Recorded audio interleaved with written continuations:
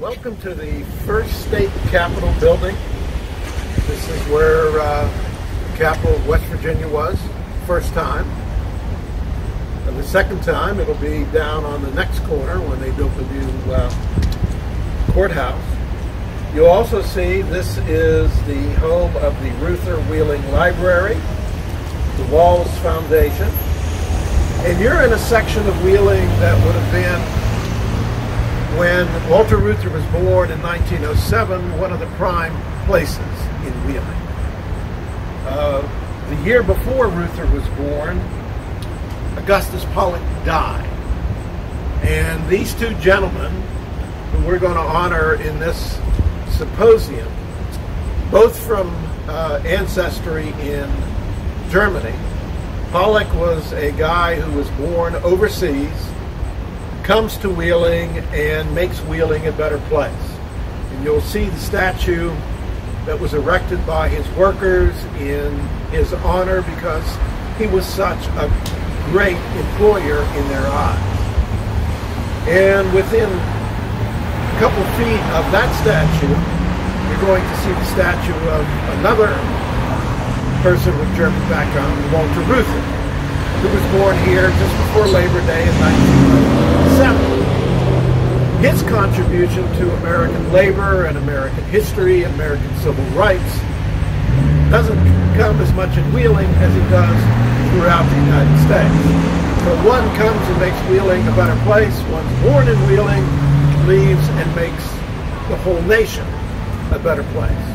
And we're going to see those statues that were put up in recognition of the work that these two gentlemen were able to do and to bring honor to this city, which at the time of Walter's birth was still the largest city in West Virginia, the most industrialized city in West Virginia, the most advanced city culturally and intellectually in West Virginia, but unfortunately was showing the first signs of slowing down. And one of the reasons is that by Walter Reuther's birth in 1907, most of Wheeling had been grown up. There was no room left because Wheeling in 1907 only included the area from Wheeling Island to the top of the next hill over there.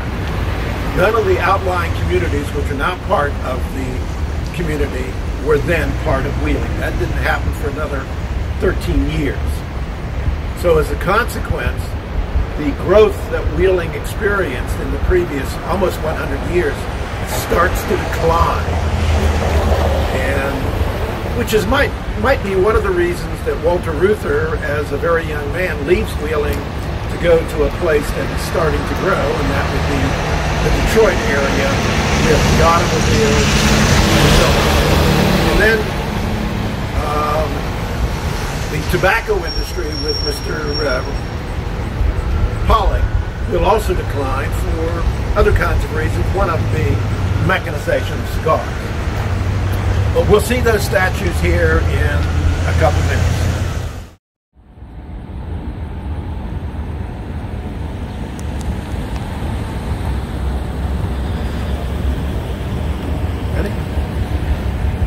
This is the statue that was put up by members of the Ohio Valley Trades and Labor Assembly. As you can see, it's the oldest labor council in the United States. And this was put up after the assembly read the will of Mr. Pollock. And in that will, he gave funds for a scholarship for working class students, a fund for working class people to go to the local hospital. So they collected money. It took them almost 10 years to put this up, and you will notice what it says, whose business, life, and actions were always in sympathy. Always in sympathy. This man was well loved by his employers. And they put this statue up. It cost about $15,000. would now probably cost a couple $100,000 because of the work that's involved with it. It was originally on the grounds of the city-county building, and then when that building was torn down in the late 50s, this was moved up to a spot not very far from the entrance to Interstate 70, and then a couple years ago was moved here because this is a more prominent place. You're in a place called Heritage Port, which is an interesting little place. Historically, this used to be the wharf area. Very active, very busy. That went the way of progress, so they decided to put a park in. Well, one of the things that happens to cities in the 20th century is that we develop cars and we don't have any place to put them. So we start to tear buildings down, and when you walk through any town and you see a vacant lot or a parking lot, you can be sure that there used to be a building. And in Wheeling, they're looking for a place to put more parking. So in the late 50s, early 60s, they put in a parking lot here called the Wharf Parking Lot. And that was seen as progress. 50 years later, they tear it down, put back the park that's been here originally, and that's called progress. And that's why this is put here. All along this area, there are remembrances of days past, whether it's the railroad, or whether it's a cigar maker, or whether it's references to the history of this town as a spot on the Ohio River that was very active in terms of trading, shipping, and so on. We're just south of the famous suspension bridge put up in 1849. From here, we'll adjourn to Walter Reuther's statue.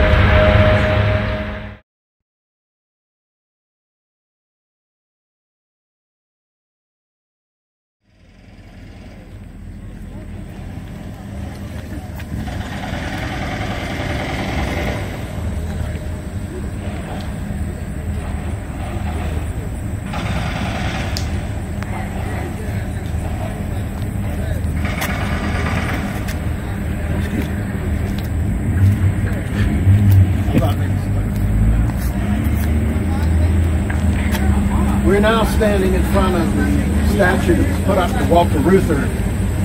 The dedication for this came in 2006 when the international president and other distinguished representatives from the United Auto Workers came to Wheeling.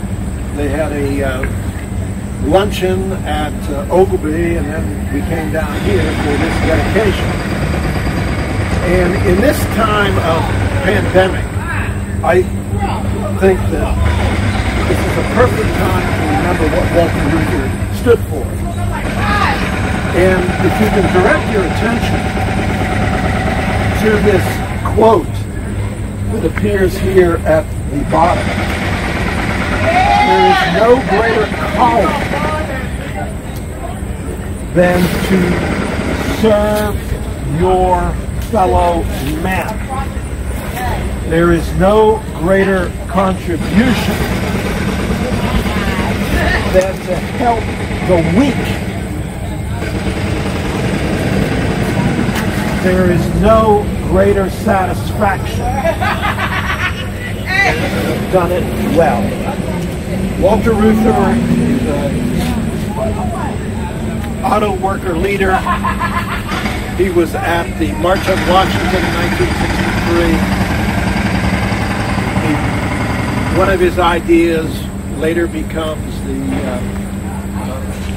John Kennedy's idea of sending people from the United States to go and help others. Ideas for health care, ideas for pensions, ideas to make life better. We sometimes have the view that labor is nothing more than let me work the fewest hours and get the most pay. That's not what Walter Reuther was about. Walter Reuther was about making life better for everybody, regardless of economic circumstances, regardless of religion, regardless of race. His stand on civil rights in the United States was not that popular with many of his members. Remember, this is early 1960s, 1950s. But Walter Reuther understood that America doesn't necessarily mean white America, black America, and something else. It's America. What you do to make life better for everybody. And this is Wheeling's greatest contribution to improvement of the United States of America. There are very few people like Walter Reuther. As a historian, you know, I've studied American history for well over 50 years. And the more I've learned about Walter Reuther, the greater my appreciation is of him and what he did. That's not always the case with people, but with him it is. A remarkable individual. And it's a great thing, I think, that we still remember Reuther, because, let's face it, he has been gone now for 50 years. But the mark that he put on America is still there. Remember, the Wall Street Journal is not necessarily seen as a lover of labor, identified him as one of the 100 most important people in the economic history of the United States. And Wheeling's contribution to American history. Presidential Freedom Honoree.